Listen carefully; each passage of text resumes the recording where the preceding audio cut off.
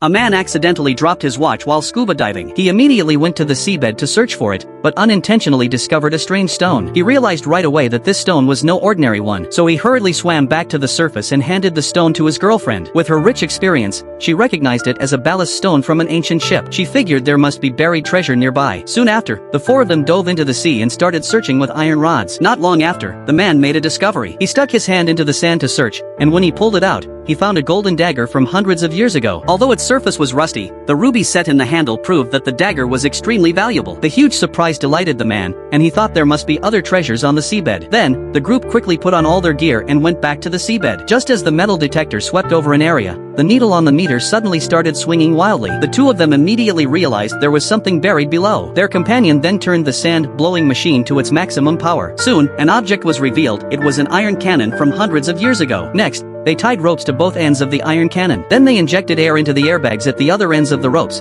planning to use buoyancy to haul the multi-ton iron cannon onto the shore. However, just as the iron cannon was about to surface, the woman on the boat suddenly heard an alarm. It turned out that the Coast Guard was coming for a random inspection. At that moment, the three people underwater also spotted the Coast Guard's traces. If the Coast Guard found out they were salvaging treasure, they would surely take everything away on the spot. As the airbags were about to surface, the man immediately told his companion to release some air to keep the iron cannon submerged in the water. But while his companion was releasing the air from the airbags, he accidentally opened all the valves. The iron cannon instantly plunged towards the seabed, and his companion's arm got firmly entangled in the rope. The next second, the iron cannon that fell onto the seabed landed right on his arm. Seeing this, the man swam over immediately to try to save him, but the cannon was too heavy, and he couldn't lift it at all. By this time, the three of them were running out of oxygen. The man had no choice but to pump the remaining oxygen into the airbags. Then, with all his strength, he lifted the iron cannon, which saved his companion's life. Soon, the three of them returned to the boat. Fortunately, the Coast Guard captain was a friend of the girlfriend. After a brief questioning, the Coast Guard returned to their ship. The group didn't give up. When they went back to the seabed again, they saw an airplane.